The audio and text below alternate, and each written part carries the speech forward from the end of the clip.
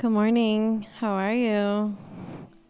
My name's Robin. If you don't know me, I lead our anti-trafficking ministry here at OB1 Church. I'm also PK's wife, if you didn't know that. Fun fact. So I'm going to talk to us today along with our series in Proverbs. We're talking about wisdom, and today I'm going to talk to you a little bit about wisdom for parenting. So I'm going to start out with the first slide, which is my kids. Aren't they so beautiful? They're my favorite humans on the whole planet. I love them so much.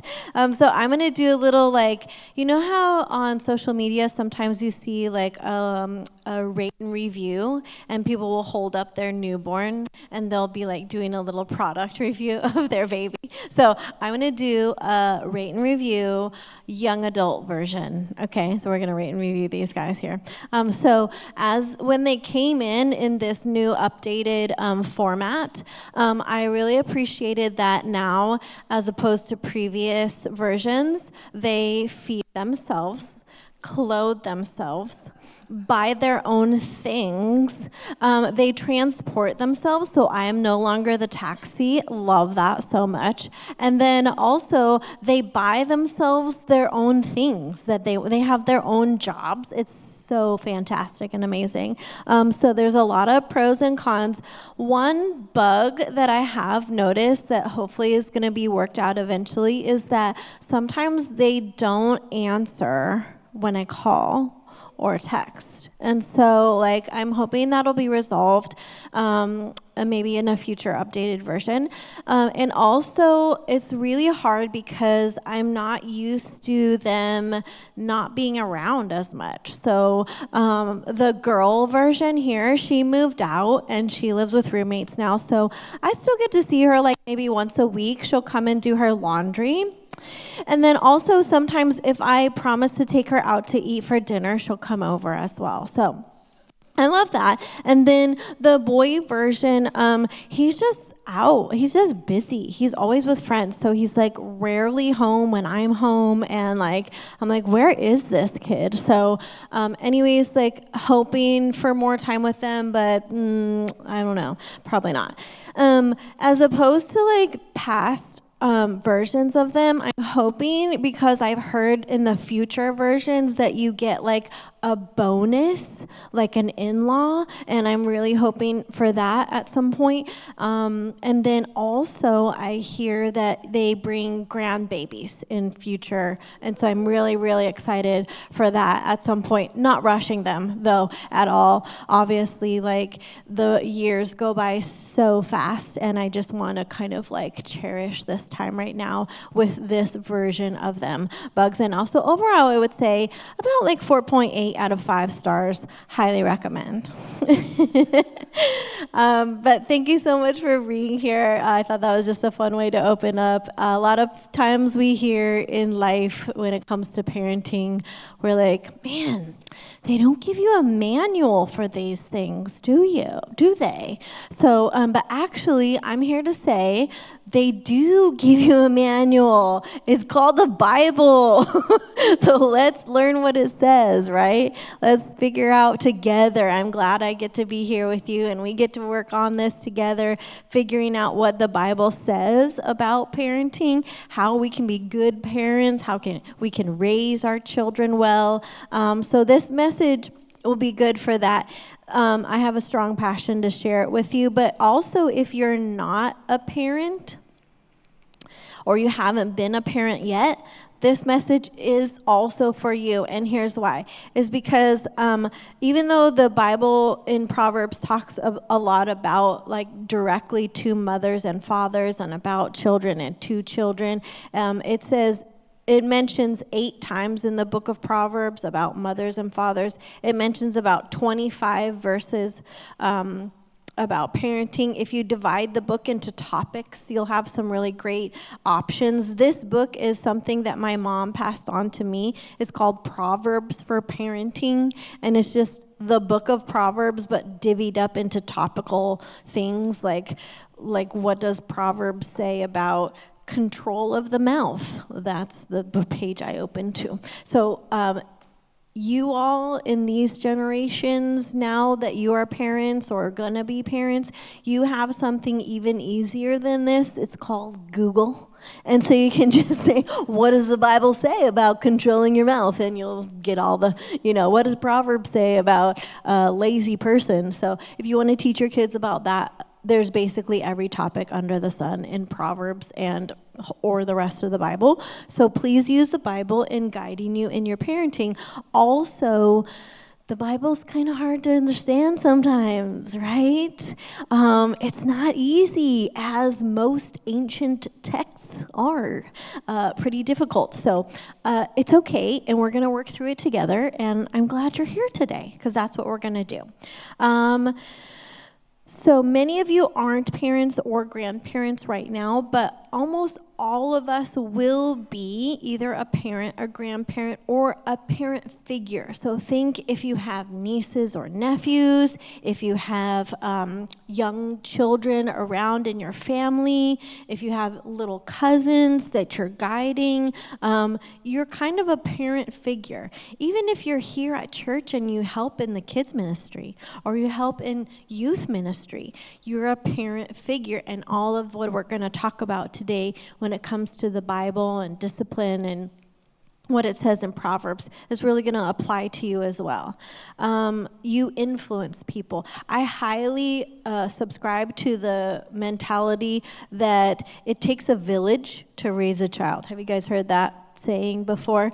And that's so true. And we believe that here in the church as well. When we dedicate babies or children in a ceremony, we all commit as a church to raise those children who are being dedicated up to the Lord. Together. We do that together. So it does take a village to raise a child well in the Lord's ways. And that's why we do it together. And that's why we're all going to talk about Proverbs and how it works for parenting and giving us wisdom and knowledge for that.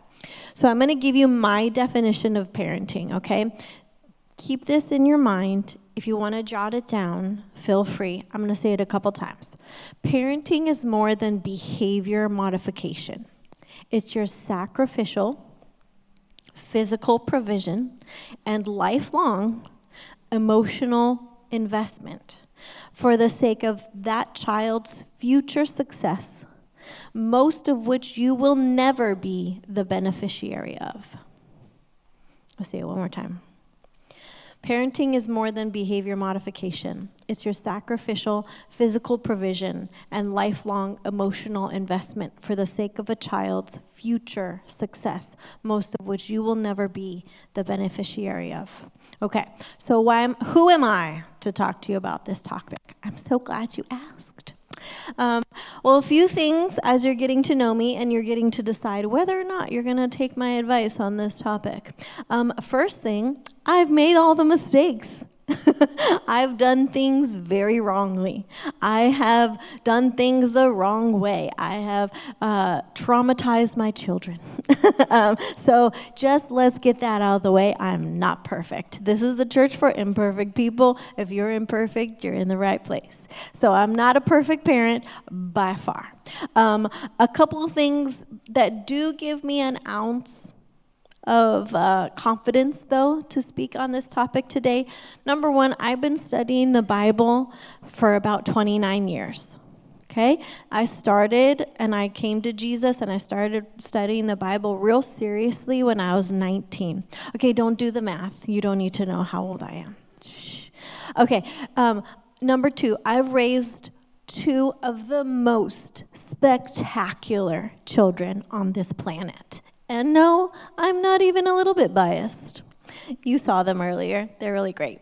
Number three, I do have a degree in human development and family studies. I consider myself a developmentalist. And so it's kind of like my jam to think about kids and to help kids and to kind of raise them up as they grow and develop. With this degree, I have raised my aforementioned children. I have owned my own daycare. I have worked in the public education system. I have taught preschool, and now I work at our children's hospital here in town as a child life specialist. So it's kind of a thing that I do. So don't hear me wrong. I don't know everything about parenting, but I do know a couple things. All right, so I'm going to share that with you today. It's kind of ironic, though, because when I was 17, and that's when Chris met me, but when I was 17, I told him I didn't want to have kids. I told him I didn't like kids. I told him I didn't even want to be around kids, okay? So we do change a lot, am I right? Like that. Then look at my life, and here it is. Here we are. Enough about me. Let's talk about you. I want to spend the next few minutes talk of your precious Sunday, talking about how you can use the Bible, and specifically Proverbs, to parent, and more accurately, to guide a child's heart closer to God. Let's think about parenting that way. Proverbs can help us to be successful, especially when it comes to walking with God. And we'll also look at our Father God's example as how to be a loving and faithful parent, because that's who He is for us. First of all, when we're talking about wisdom, let's check out this proverb here first. And this is in the beginning of Proverbs, and kind of like the reason that Solomon was writing it. It says, "Listen, my son, to your father's instruction, and do not forsake your mother's teaching. They are a garland to grace your head and a chain to adorn your neck." So just think of like when you listen to your parents, it's almost like you're getting dressed and you're looking great, okay? When you don't listen to your parents, we're going to get into that in a little bit and what happens. So it's a good thing to listen to your parents, to honor what they say. As Chris mentioned in the first message of this series, the beginning of wisdom is the fear or awe and respect of the Lord. So the smartest thing you can teach your child is not even necessarily to obey you, but rather to honor Jesus. And I'm going to tell you what the difference is, because it's like, isn't that the same thing? Well, hold on. Let's think about it. If a child learns to follow the rules, but never knows the wisdom behind the rules, they're not necessarily any more likely to follow God when they get to be an adult and there's no one around to hold them accountable, make them follow the rules, right? So, Here's another way to think about it. One says, don't hit your sister, right? The other says, God made your sister, and He loves you both, so honor God by being kind to your sister. See the difference? One is full of wisdom, one's just a rule. So it's not just obey. That's not just the only thing that parenting is about, making your kids obey you.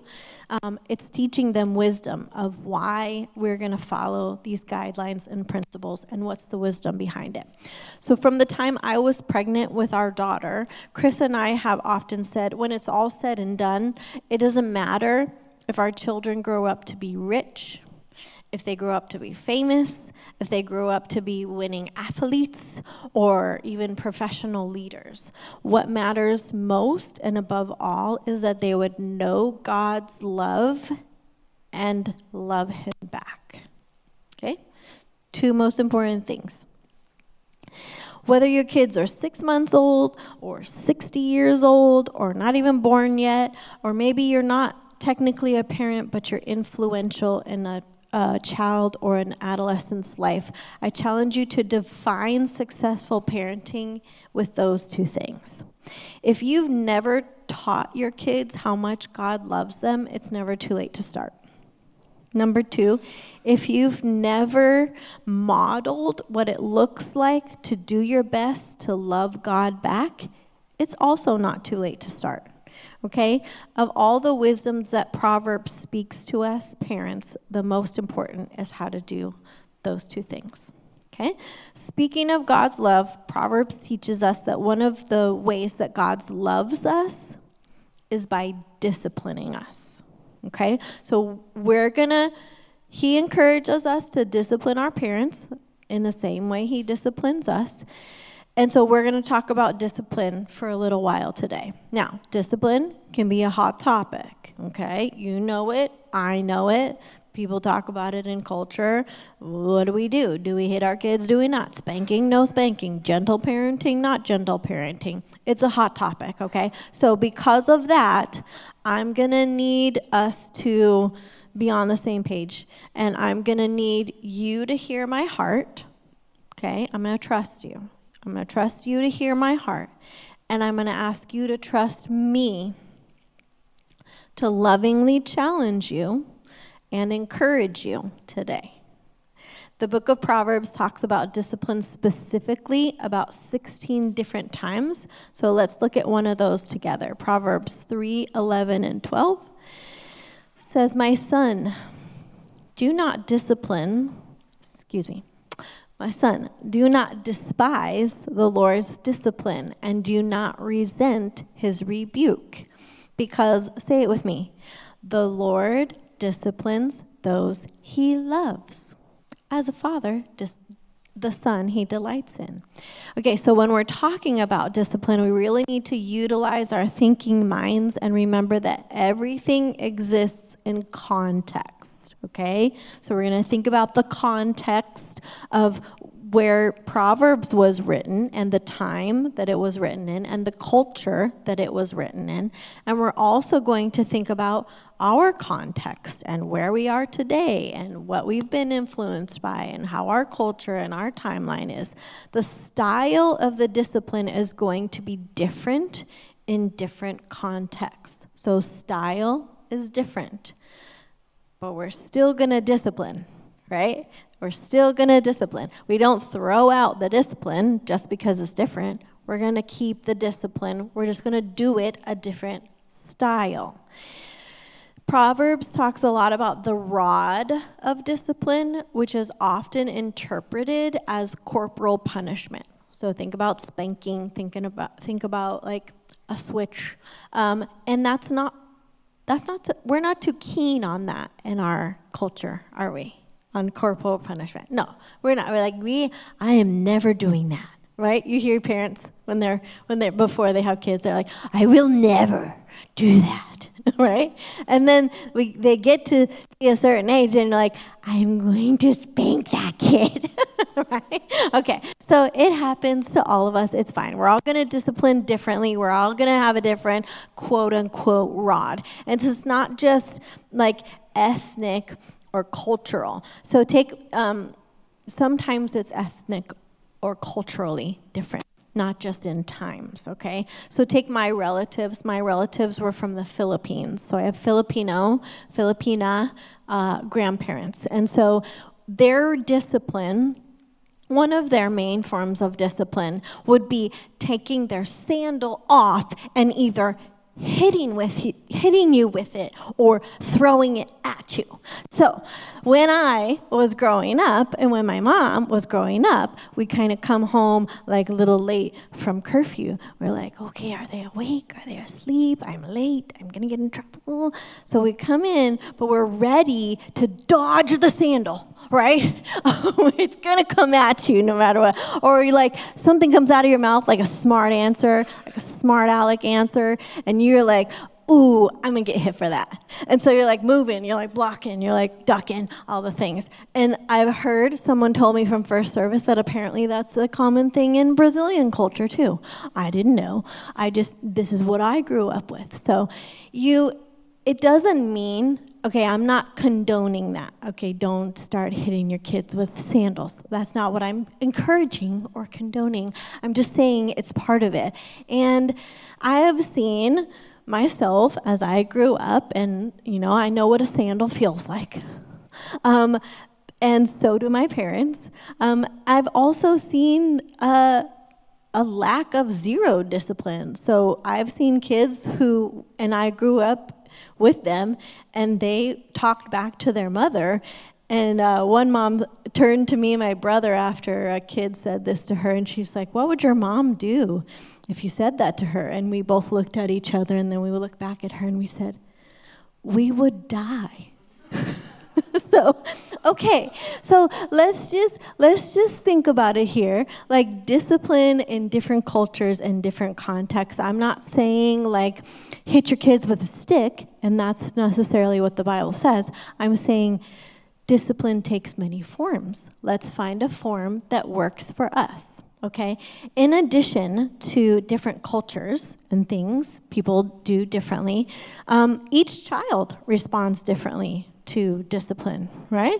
So my son is an extrovert. He really likes being around people. As a kid, he really hated being alone. So time out in his room was actually a really great form of discipline. It was my rod, and I used it pretty often. And I said, you know what? If you don't get your shoes on, you're going to go to timeout in your room. And he would have his shoes on in 10 seconds. It was great. It was super effective. Timeout was great for him. Now my daughter, she's an introvert like me. And she really loved being in her room and playing with her dolls and reading her little books. And so if I were to have said to her, you know, you better stop that or you're going to go to timeout in your room, she would have been like, okay. And she would have skipped her way there, ready to play for the next 20 to 30 minutes. So you know what? It wasn't effective for her. So every child is going to be a little bit different, and you're going to use different rods to discipline them. That doesn't mean you can not discipline your child just because they're different. You have to find the rod that's effective for them. Okay, so how do you do that? I'm glad you asked. Just like God does, with love and consistency. Okay, that's how God disciplines us. That's how we're going to use a rod to discipline our kids. So let's talk about another aspect of discipline, and that's kind of like the idea of coaching, like discipline as coaching. Because discipline encompasses more than just punishment, right? So think of a sports team. They're disciplined to work their drills until they know the play so well that they can't do it wrong. Like that's how they say. Well, they've done it so much, so often that they just can't do it wrong anymore. So coaches will be like, "Yeah, that was great. Now it's got to be faster," or "Great, you hit that block, but you missed the tackle. You got to wrap him up next time. Take him down." So it's repetition with feedback. And that's how we want to think of discipline as well. When you're coaching your kid, you're like, that's great. I'm glad you did that, but we need to do it differently this time, or we need to do it quicker next time, okay? So think of yourself as a coach and think of discipline as practice. Proverbs 5:23 says, "For lack of discipline, they will die." Wow. "Led astray by their own great folly." So there's peril involved if we as parents fail to discipline at all, right? If we fail to coach them, if we fail to find the right rod. If we take the inverse logic of that verse, we could say, faithful, loving discipline will keep them on a wise and life-giving path to a blessed future. And isn't that what all of us want for our kids, right?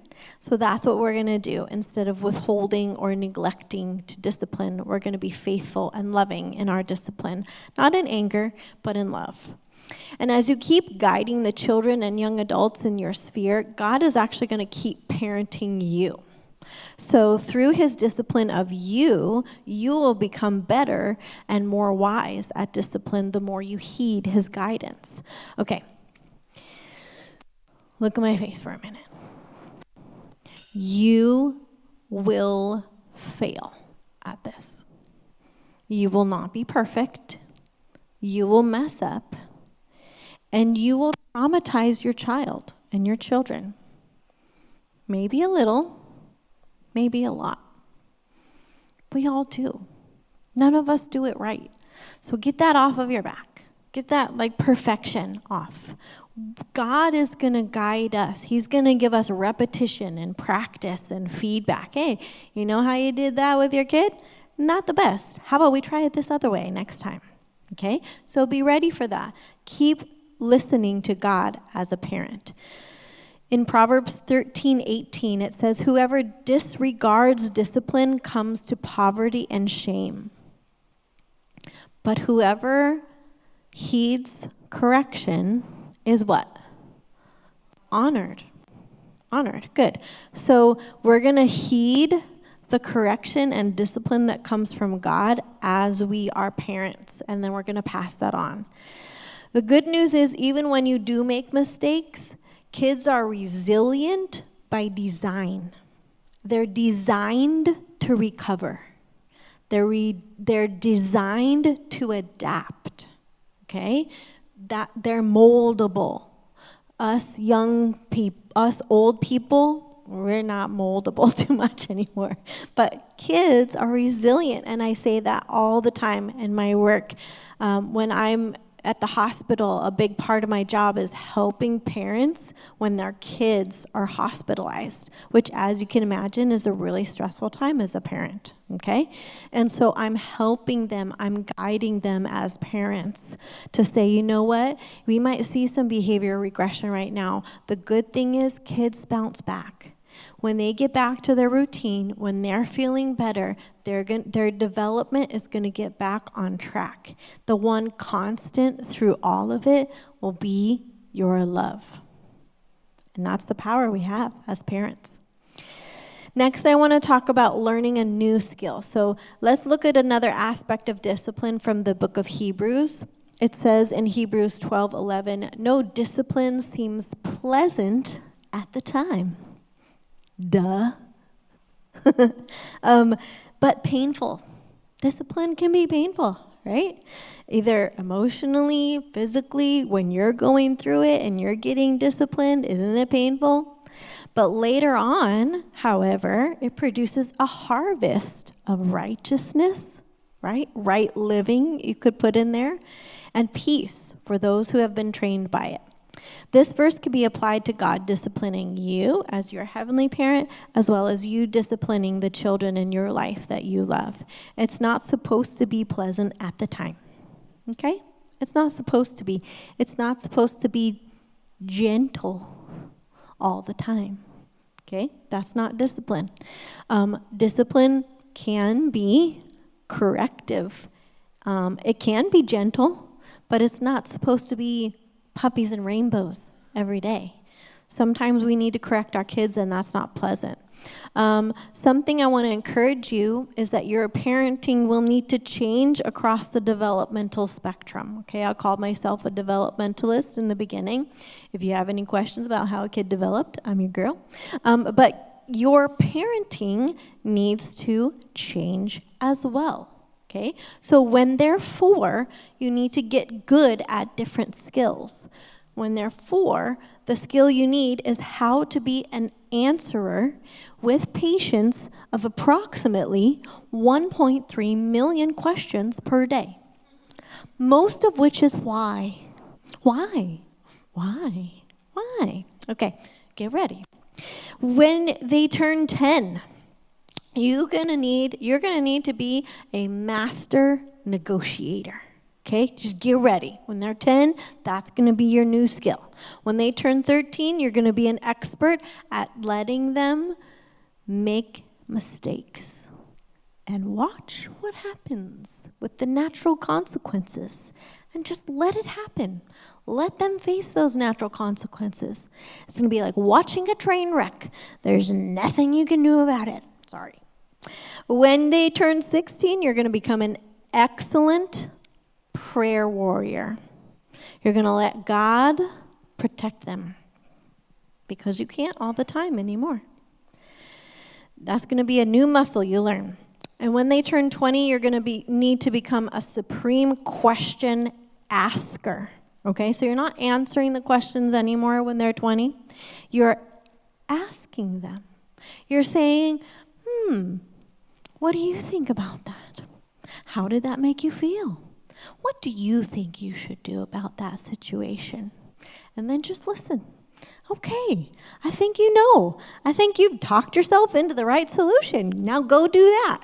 So asking questions is going to be a great skill for you to learn when they're in young adults. That's a skill I'm learning right now. Just ask God how he might need to give you wisdom to change your approach as your kids get older, okay? So if you parent if you try to parent your kids the same way in every age, that's going to set yourself up for failure. But if you're ready to learn new skills as they learn new skills, you're going to be a great parent. Last one I want to talk about is the point of setting a personal example. Okay, now this is obvious too. We've talked about a lot of things that are like, duh, Robin. But like, this is important, and this is maybe the most important. So I'm going to land here for just a sec before we land the plane. Let's look at one more proverb that talks about modeling. It's in 10:17. It says, "Whoever heeds discipline shows the way to life, but whoever ignores correction leads others astray." Okay, so this is talking about God disciplining us too. It's talking about how when we are modeling by example, we're showing our kids the way to life. We're modeling, we're leading them into goodness. As a parent or future parent, or even someone who's parenting as part of the village that we talked about earlier, one of the most effective ways to teach, guide, and practice wisdom is in the example that you live. I want to challenge you to consistently find small moments here and there with your kids. They'll be teachable moments. You'll be able to point out a lesson, like a life lesson. It'll be here and there. They'll happen. They'll happen when they're 3. It'll happen when they're 10. It'll happen when they're 14. It'll happen when they're 24. It'll happen when they're 50. I don't know. My mom still tells me teachable lessons and teachable moments, and I'm getting there. So it'll never stop. But find those teachable moments. A lot of these will be your mistakes that you make in front of your kids. And you'll be like, see what mom did? That's what not to do, right? That's what not to do. Don't do that, okay? Some of it will be your positive examples. And you'll be like, hey, you know what? This is how I do things. This is how you should do things too. I have a quick example. I'm trying not to be too long with you guys here, but I have a quick example. My son recently, both my kids, obviously, our kids, when they're young adults, they're figuring a lot out on their own, right? And that's none of it's, stuff that I can like make them do or make them not do anymore. They got to do it on their own. I shouldn't be surprised by this, but sometimes I am. And here's what happens, that as my kids have been growing up, and even before they were born, I felt that it was important to find a time every morning for myself to connect with God, and I wanted to do that for myself first and foremost, but I wanted to do that for my family too. And I wanted them to know that that's part of what I do every day, especially when I'm having a hard time or facing conflict or facing confusion or feeling discouraged. Like, I want them to know that I turn to God and that I turn to His Word for wisdom and for understanding. And so now this is not always on purpose, but a lot of times I leave my Bible out on the table. Sometimes it's because I didn't feel like putting it away. Sometimes it's just like because I got busy and I, walked away at the last minute. But I have like my Bible and maybe a little journal out on the table, and it'll often be there. And sometimes I leave it out on purpose because I want my kids to know that that's what I'm doing. And I want that to be the example that I'm modeling. Recently, now my son is 23 this month. Recently, I've noticed that his Bible is out on the kitchen table. I'm like, I'll come home from work and his Bible's on the kitchen table. This is his Bible, I brought it today. I'm like, I can see he's turning to God.